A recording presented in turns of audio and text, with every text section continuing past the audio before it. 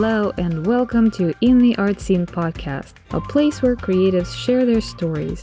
My name is Galina Marquez, and I have another cool story prepared for you today, so let's get to it.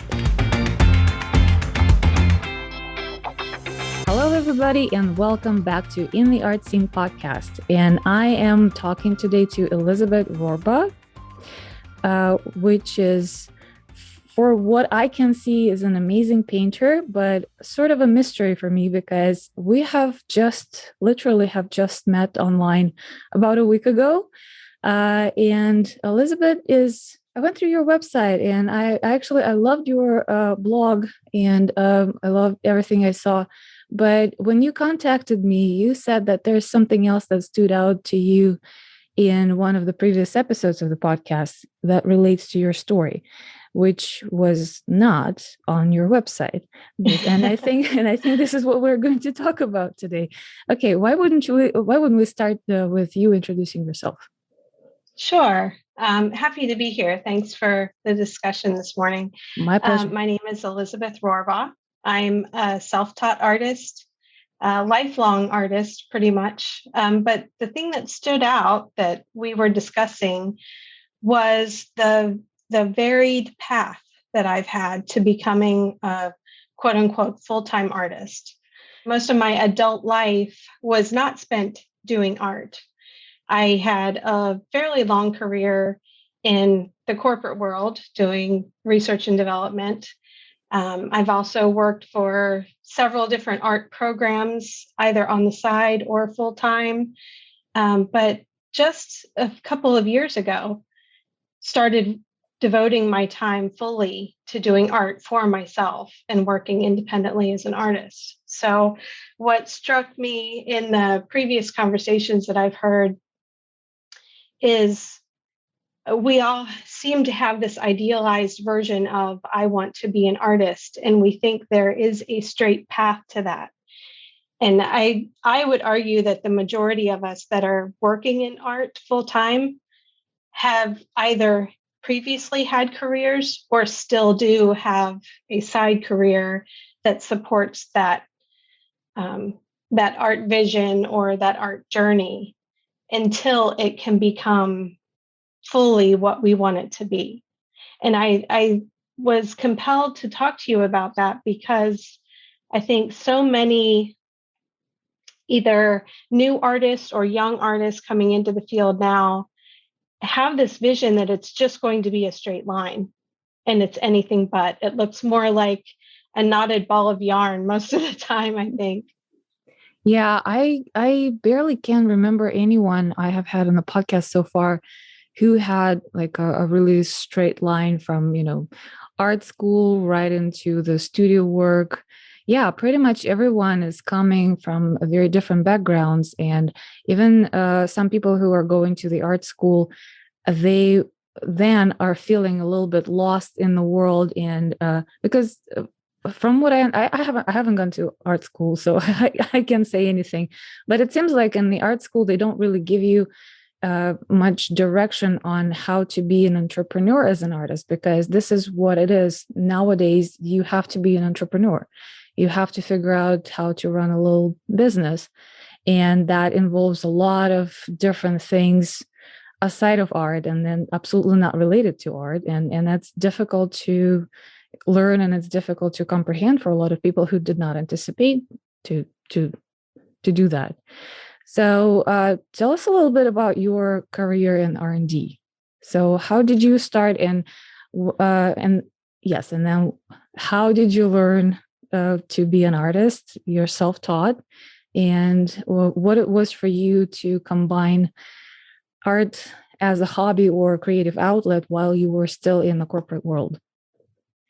Right. So as I mentioned before, I've practiced art in some form my entire life, all the way back to when I was a little girl. I wouldn't necessarily say that I was encouraged in practicing art, but I was surrounded by creative people. So my mother was always sewing or crocheting or knitting something. We had a large family, so she helped provide clothing items that way. I had another relative that enjoyed anything crafty, cross stitch, any kind of stitching and piecemeal, collage, things like that. So very often, some of those activities that I would do as a child related to art, but I truly love to color. That, opening up that 64 box of crayons was, as simple as that sounds, that was just magical to me as a little girl. So I was always interested in it. And in terms of my learning, this is going to sound very cliche, but Bob Ross on TV. So when I was a little girl, we had 3 TV channels, 4 if you count PBS, and that's what I would watch on Saturday afternoons. I would get out a little notebook, follow along, and I would sketch out what he was painting. I would take notes about the colors and everything because we didn't have a VCR. This is way back. I mean, most young people today have no concept of what that would be like, that you couldn't capture that to learn from. But I would capture it as I would watch it, and then I would go into my bedroom, and I had an easel and a very basic set of paints, and I would recreate what he had painted. So that was just, I was enthralled with that. I couldn't wait for Saturdays to do that. And that was probably the majority of how I learned that, and reading books. Obviously, back then, we didn't have YouTube, we didn't have the internet to look things up. So Oh yeah, we're I spoiled. loved pouring, I loved pouring through art books, and it truly is a different concept. But in learning that way, I think while today it's much quicker to go and look at a YouTube video and understand a concept. Back then, having to read it and slowing it down, you absorbed it a little bit more, maybe. But for the longest time, that's how I would practice art. So when I went to all the way through high school, we were encouraged to be academic. I got good grades. And when I was considering college, I did consider studying art. And my father discouraged me from that. And I know a lot of people have had that happen. What's the worst parent's nightmare is that your child wants to go study art, right? But he didn't do it in such a negative way. I never felt like, oh, I'm mortally wounded. This has injured my soul. My father doesn't, think I'm good enough. I wasn't. I truly wasn't good enough at that time to put that much time and money into art school. Perhaps I would have blossomed in art school. I don't know. But he encouraged me to study something more practical, and I did. And I'm forever grateful, because in doing that, I studied science, and I was halfway good at science and math. I did okay. So it wasn't so difficult for me to pursue that path. But in doing that, it resulted in me having a job in a really good company doing research and development. And the reason I'm so grateful is because I ultimately became a single mom. So had I pursued that art path at that time, I don't know that I would have been able to support me and my kids when I needed to. So, as things go on, I'm older than you. I'm older than a lot of the young artists that listen to your podcast, but with age comes wisdom. And looking back, I can see how right my father was, and I'm grateful for that. And in time, it still all works out. If it's something that you truly want to pursue, it will come. Well, at first, I want to make a remark. You look incredibly young. Oh, thank you. Yeah, when I read in your short bio on your website that you're spending time with your grandchildren, I was like, no way, she looks almost like a teenager. Thank you.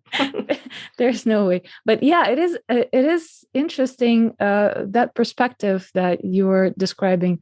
Well, first of all, yeah, I want to mention that Bob Ross is amazing, but I have discovered Bob Ross like a couple of years ago. Well, obviously, I did not grow up in the States, but Right. it also seems like Bob Ross is coming back in a way, and a lot of young people who are interested in art are kind of getting back to his teachings, and he's truly an amazing painter, and I like his biography was really striking for me. Yeah, Have you it watched the documentary? I have. I Yeah. have. Yeah, it's somewhat tragic. It's yeah, but That part is tragic, but the magical part, I mean, I obviously didn't know any of that when I was watching him as a young girl, but the soothing nature and the calm instruction, it just drew everyone in. And that's how they became so enthralled with him. And he gave you, he made you believe you could do it, and you could. yeah, And so he's when got that thing. Yeah.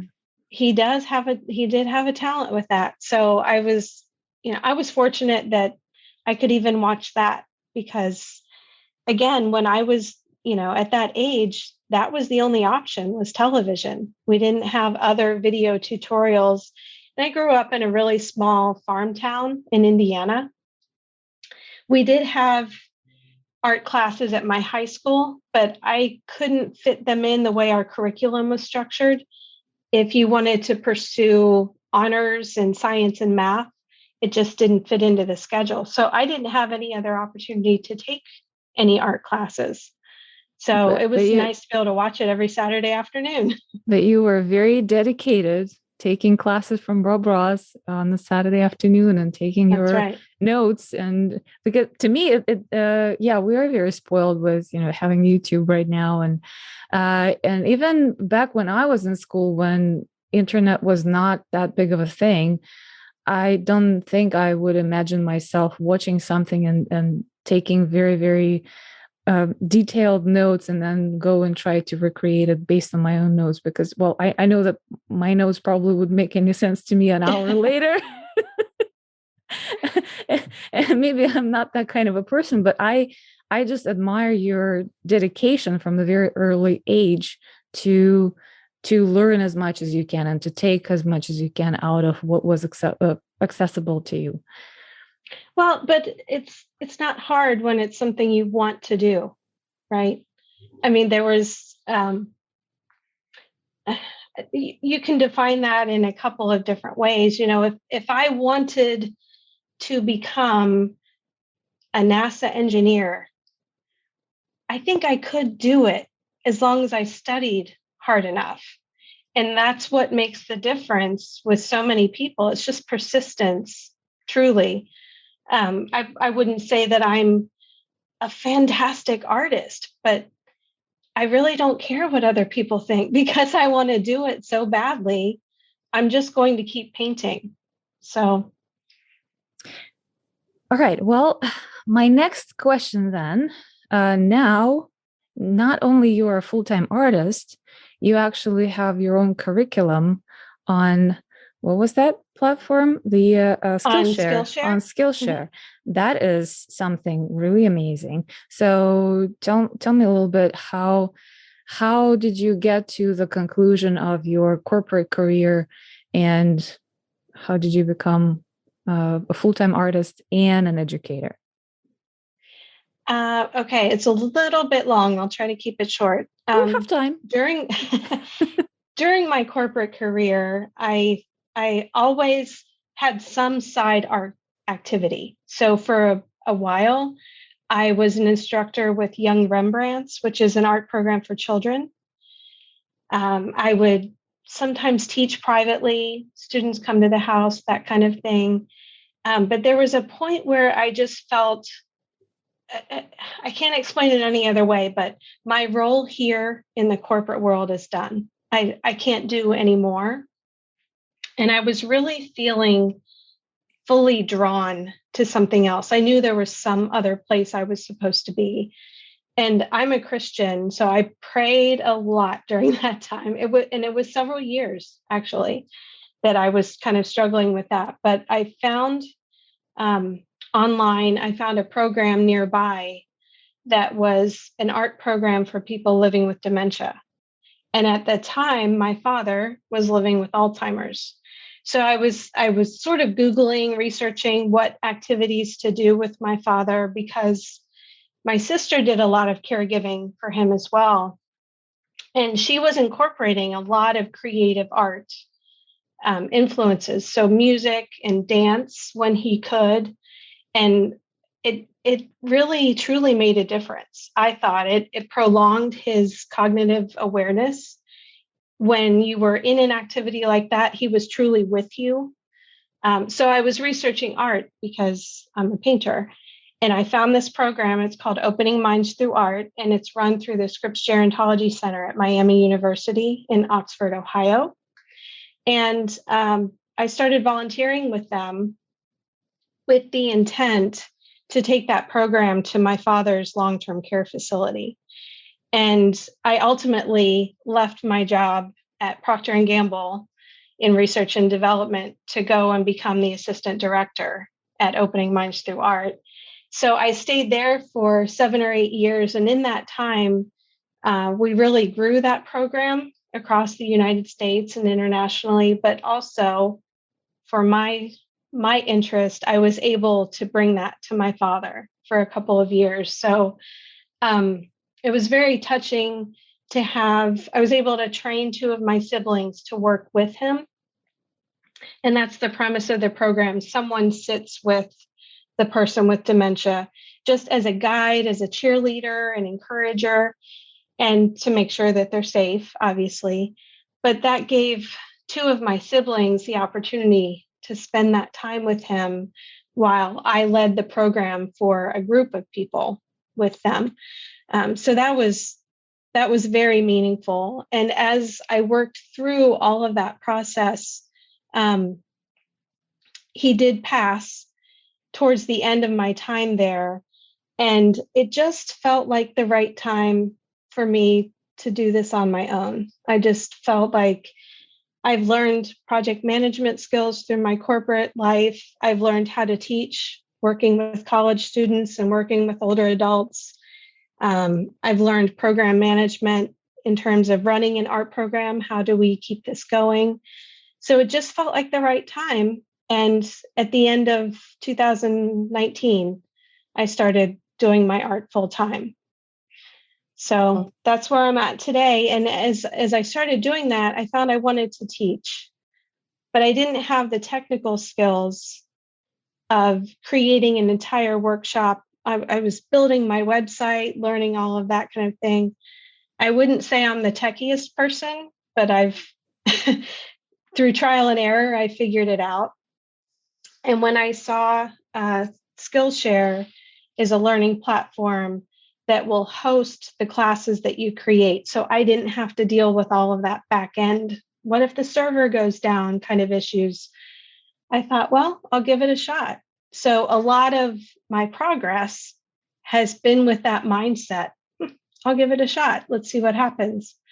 And I really enjoy teaching that way because I have, people that follow me on Instagram find that I am teaching online classes. It's continual. It's access to them at any time. There's not an enrollment period or anything. And they take care of all the technical issues. So it's really enjoyable. I have another class that I'm in the planning stages for right now that I want to hopefully launch in the next month or two. But they're primarily watercolor classes. And I do paint in watercolor and oil. I've had a number of requests to do an oil painting class. I think that's probably slated for next year. So we'll see how that goes.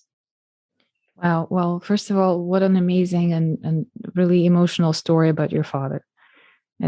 Yeah. Well, first of all, it sounds like you did have kind of a double career while you were still working at Procter and Gamble. You were still teaching art. So you you're half artist, half R&D manager, right? uh, uh, so it's not like there was something new for you, and you completely pivoted. Uh, and it does sound like your time in the corporate world was extremely beneficial for you when you decided to pursue art full time and create this amazing program. I wanted to ask you, how did it feel? Because it does sound like it was a true calling, and a very, even like for the short period of time, a few years, but it was a very, very it sounds like it's a like real purpose when you went to create that program and when you worked with your father and other elder adults. So how did that feel for you? Yeah, it was almost a full circle moment, really. As I reflected back, and I mentioned earlier that my father was the one that encouraged me not to go to art school. And again, I didn't feel tragically wounded when he said that. I respected his opinion and I followed his guidance, and I was really glad I did. But in the end, it was um, almost magical to me that I was able to help him through the through living with dementia, and help him with art, because it was something that he was a Navy man. He owned a farm, very much physical, masculine. I don't know that he ever went to an art museum. He didn't color with me when I was a child. He did like to see the art that I made, and he would critique it, but not really interested in art. And yet, in the process of him living with dementia, art was something that brought him, I wouldn't say healing, obviously, because there is no cure for Alzheimer's, but it did bring him a lot of solace. And working with the creative arts, I think in general, just has the ability to heal people in different ways. I mean, I was thinking about this the other day. I can't come up with any other healthier addiction to have than practicing art. It's purely beneficial in every aspect, in terms of, artists in making the art. Through the process, they experience mindfulness and calm and healing, typically while they're making it. Once the art is made, those that experience it see the beauty of it. And even if it's something that's very emotional, or the art was created reflecting a tragedy or something, other people can relate to it and connect with it and find belonging and community somehow. Art connects everyone in some way. Just look back a year ago during the pandemic. What did everyone turn to? Yeah, exactly. Either art, dancing, yoga, some kind of mindfulness practice. They had a little bit of time or space in their day at home when everyone was stuck, and they spent it doing arts and crafts with their kids. Or um, there was a man that was doing dance classes online, and thousands of people were joining in. So there's obviously an attraction there.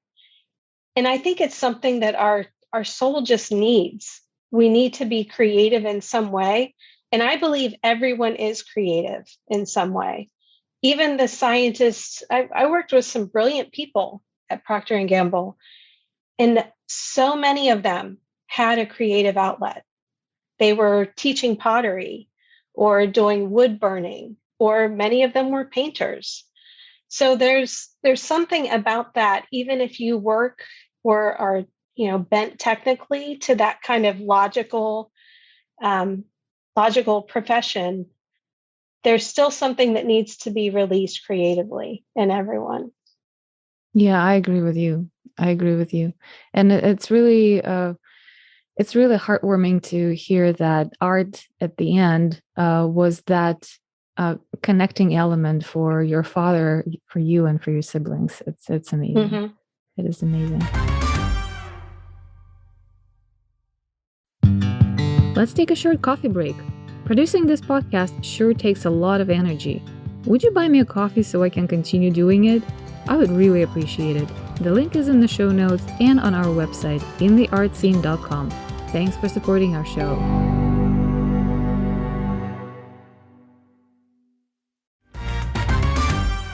My next question is actually to talk about a little bit about your class that already exists on Skillshare. I did not check it out. I will, absolutely. So maybe, does it relate to that program? Does it relate to healing arts, or is it just a technical watercolor? It actually, I have several on Skillshare, Okay. and they are all watercolor. It doesn't relate to working jointly with anyone else. It's just instructional watercolor. But I think it's fun because when you are, even though it's not live, I don't have anyone currently watching while I'm teaching that. They're viewing a pre-recorded video, but I still feel like I can talk to them because I paint and I instruct while I'm painting. I know a lot of artists will paint something and then do a voiceover so that it can kind of correct if you made a mistake or if something happened, they can edit that out. I really like the authenticity of you're seeing what I'm painting right now. Now, obviously if it was a total flop, everyone does that. Everyone starts over. There's nothing wrong with that. And that's what I want to communicate, really. I mean, with art, it's just, to me, it's such a gift. And I don't mean that in terms of I have this talent. That's not what I mean. It's a gift to me that was given to me to be able to practice. And it's so freeing. I know I've spoken about art as my best friend. It's something I can turn to when obviously through grieving my father, that was something that really occupied my time. But when my girls went away to college, when my son went to boot camp, I was in my studio every day. And that was a way for me to process all of those feelings. But it's something that everyone can practice. And it's in the practice that you find the enjoyment. So while I'm painting during those classes, I try to interject some of those notions about it's not a mistake. It's you're painting. If a concert pianist sits down every day to practice as they do, they don't come away from every day with a recording that they're going to sell. And yet there's this perception with artists that every time I sit down at an easel, I'm going to create something that someone is going to be clamoring to buy. That's so far from the truth. And that's so far from what we should focus on. If you can let go of all of that and paint for the pleasure, it enriches your life so much more. And in letting go, people feel that energy and then they want that painting. It's every time that I've done that, it happens. I think no one's going to like this, or I'm just going to sit down and play and I'll create a whole series of paintings.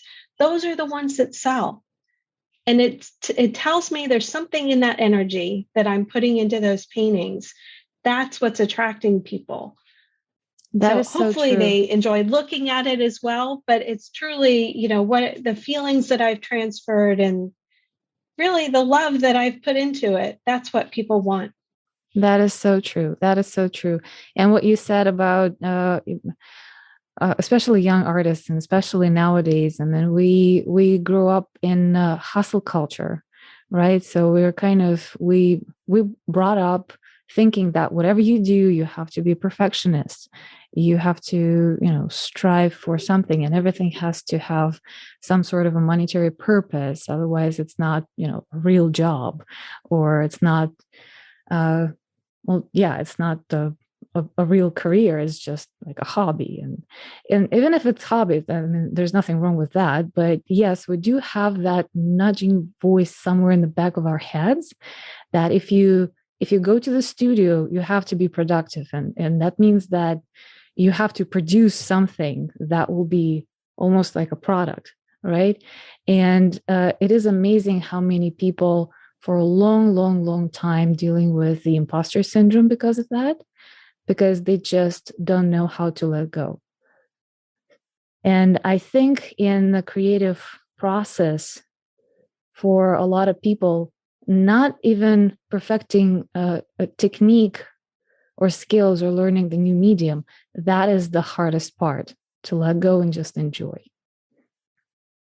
You're so right And about to that. know that you're not going to be perfect just when you start.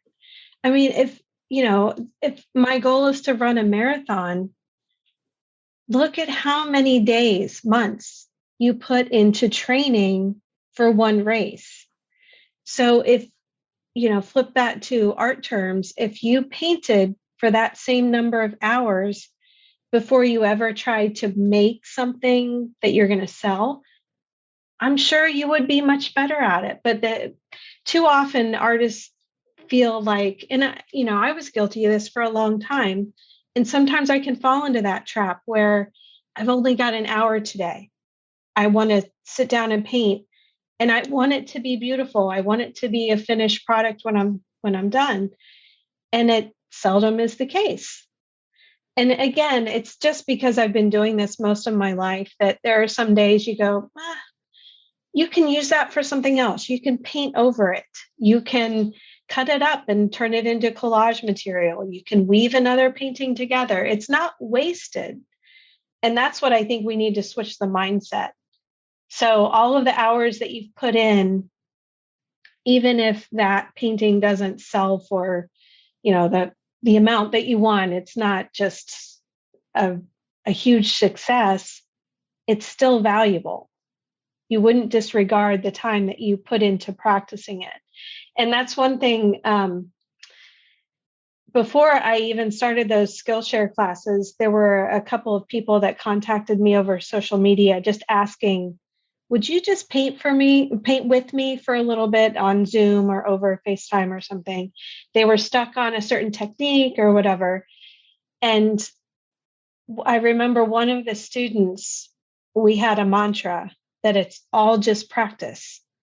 So if you can sit down every day with that mindset, it takes such a weight off and you don't feel the tension. This is supposed to be an enjoyable time. Don't turn it into something that is achievement driven. Just enjoy it and it will happen. I like the mantra. I like the other one that you said before, that this is the healthiest addiction that can be. It should be on a t-shirt, right? Yes. Well, in fact, I actually just launched a shop in the art scene website. So, and I am thinking about, my idea was actually to collect the quotes from the people who are coming as guests on the show and put them on t-shirts. So yay. Yay, that's awesome. I'll give you credit. There will be a little quotation. Awesome. Yeah, awesome. In terms of what people can spend their time being focused on, there are so many unhealthy options today. Yes, exactly. For kids, for adults. And if you can find one that is healthy, I mean, are art supplies expensive? They can be, but they don't have to be. You can work with just a pencil and a piece of paper, and it can occupy hours of time. So in terms of a healthy addiction, I think I win, in terms of how I've spent my time over the years. Yeah, that's true. Yeah, you might be interested actually if you haven't heard already. Sometime in the first season, I had a couple of people.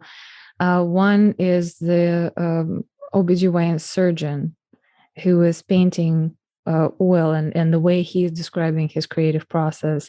And it was really interesting because that's a totally different perspective, like 180 degrees from what I have heard from other people. And I have a few more guests in mind that I want to bring with the similar kind of uh, career shift. So I did spoke with a woman in Sweden who used to be a microbiologist, and then now she is pretty accomplished abstract artist, and she shows in Madrid and like all over Europe. She's pretty Amazing. cool. And I know personally a couple of lawyers who are amazing artists.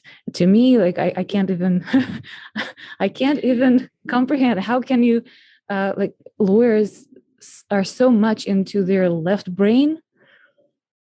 So is surgeon actually, right? But yet you have this ability to create an amazing piece of art. So whether there's some special connection between two hemispheres or those people have a little switch to go from one to the other in an instant. So that it is, yeah, it is really interesting. And you mentioned that you have known a lot of people in the research industry and Procter Yeah. and Gamble who are scientists who are doing the same kind of thing. And So that's what's so amazing, right? Because every artist has such a unique story that yeah, is only theirs. And there are infinite possibilities of how they can create art. If you took every artist that you've had on this podcast and put us in, little tunnels where we couldn't see each other and asked us to create some drawing or painting of the same thing, they would all be completely different, right? In terms of yes, the number of combinations of the media that they're using and the paper that they're using or canvas. There are so many unique ways to create something that is yours. It's just magical to me that why and people will critique themselves and say, well, I want to paint like that. I don't teach my students to paint like me. I teach them, hopefully, how to paint because they will put their own unique spin on it. And that's what's going to make it beautiful. That's what's going to make them feel good and give them the same kind of freedom and release and peace that I feel when I paint. That's why I'm so passionate about it. yeah, yeah, I agree with you because technique is in at the end of the day is just a tool, right? The Mm-hmm. art is the combination of all the life experiences of like all the days we have lived in this world so far, and that's what's Right. coming So out of when you. when Yeah, people say, how long did it take you to make that? I always say 50 years because exactly. every minute that I've put into practicing has resulted in this. Whether it took me 5 minutes, 5 hours, or 5 weeks, ultimately it's been 50 years because I've brought everything of myself to that piece. Yeah, I wanted to read actually something from your website that I found quite fascinating. It was on one of your blog posts from January of last year, January 29, 2021.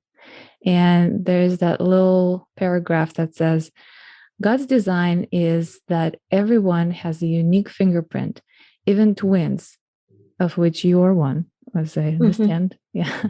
Two babies coming from the same biological parents and even sharing a womb will be completely and uniquely their own person. And I think in this sentence you just uh, yeah, you just summarize everything that we were talking about so far. Mm-hmm. That all our experiences are so unique, and that global creation is absolutely infinite. Yeah. Yeah. And I believe that, creativity is our birthright. Again, I'm a Christian. I believe God created us and he created us in his image. So if he's a creator, there's some creator piece in me. And that could be, you know, all of my brothers are engineers. They create systems of things that work, most of which I don't understand, but they're creating something. Every human creates something. Mine just happens to be two-dimensional artwork, So um, it is really interesting too, because I do have a twin brother. And when we were younger, he used to draw quite a bit. He was very into comic books and he was an amazing sketch artist when we were in high school. And again, the only difference between us is he just didn't pursue that. I kept pursuing painting. So I'm saying that um, really with the intent that I want to encourage other artists, whether you're just starting or whether you've been at it for a while, it truly is just about persistence. So if you can let go of being of that angst of I haven't achieved this, whatever this is, if you're an artist, you never will. This is a journey. This is why it's called practice. Just keep practicing every day and enjoy it. And that's where the peace and the freedom comes from for me. I know a lot of, as we were talking before, a lot of the younger artists think that they should be able to, they see it on social media. The ones that you're seeing, I think, are a small percentage of the whole population of artists that are practicing. And there are way more artists that are practicing making a meaningful career out of it and still able to support themselves compared to the ones that you see online that are making $1 million in their art. If money is your object, there's probably an easier way to get there than art. Yes, I agree. Yeah. In the first season of the podcast, we used to ask that question, how to enjoy being an artist and how to succeed as an artist. And I dropped that when I realized that I'm getting the same kind of answer over and over again, because for artists, mostly success and enjoyment is the same thing. Mm-hmm. That's the ultimate goal, to enjoy your practice as an artist, right, to create a meaningful work, even if it means something only to you. And I've heard a number of actually podcasters that had studied law and became attorneys, some of them extremely successful on Wall Street, making a lot of money, that were so miserable they considered taking their own lives. So is money really your ultimate goal? Great question. They put their so many years into law school and then so many years trying to climb the ladder at the firm. Now, I have friends that are attorneys that absolutely love their job. That's great. But that's the difference. They're doing some of what they love. And the flip side of that, though, is we've had some discussions lately with my friends about following your passion. I don't fully adhere to that either, because again, in my situation, had I followed just my passion, which was art, I wouldn't have been able to care for my children when I needed to. So I heard recently Mike Rowe talk about this, and he has a quote hanging in his office that says, "Don't follow your passion, but always take it with you." So there may be a period of time when you do have to work some other job, when you're supporting yourself in a different way, but you can still practice art and it can still be meaningful and it can still be valuable. And you can begin to grow that as a business if you want to, or it can just be practicing art. And there's just as much beauty in that as there is if you sell it. Well, I can tell you that this has been one of the most inspirational conversations I have lately had. Oh, thank you. Thank It's been a you. lot of fun. I really appreciate it. Thank you very much for coming. And thank you for, I'm so glad that you reached out to me because I am trying to be very selective of who I am bringing on the podcast. And sometimes I do stalk artists for a while and see what they're doing and learn about their stories before I reach out. And sometimes I just go with the intuition. And I can tell you that so far, my intuition has never disappointed me. And this is one of those moments. I am really glad that we have found each other, that you found the podcast, and that I believe it was Jenny Jakl's story that resonated with you. So thank It you, was. Jenny. Thank you, Jenny. I follow her too.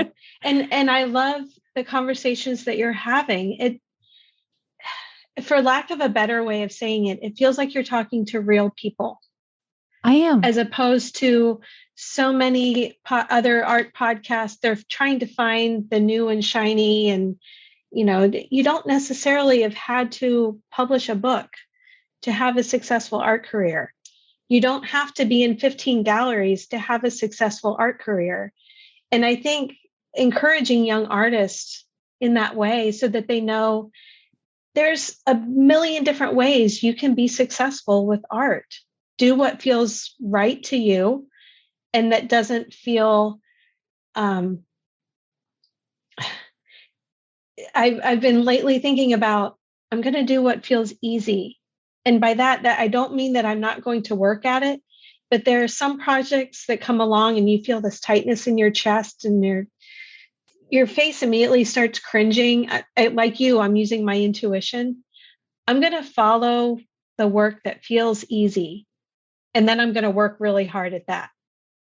And it just seems so much better lately. Well, it sounds like a great advice to someone who wants to pursue pretty much anything, including Yeah. art. Yeah. Yeah.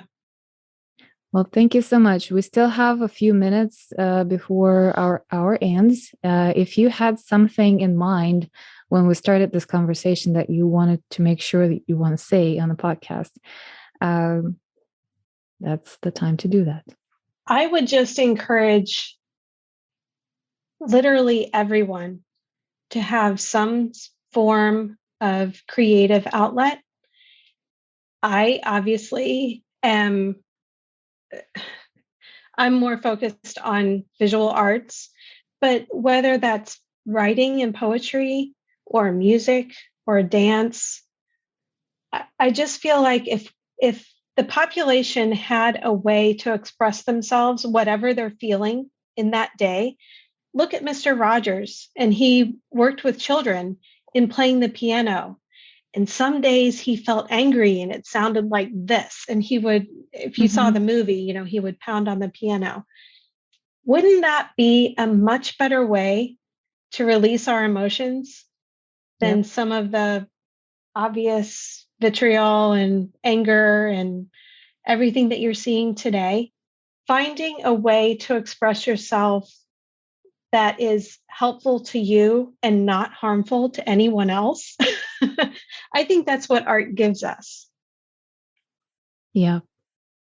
Yeah. And and you're right, because, some negative emotions, or the, let's say, difficult emotions that we often perceive as negative emotions, they are still legit emotions. And there are a lot of people who can connect to those emotions as long as it doesn't hurt anyone, right? And I think the art is the best way of doing it.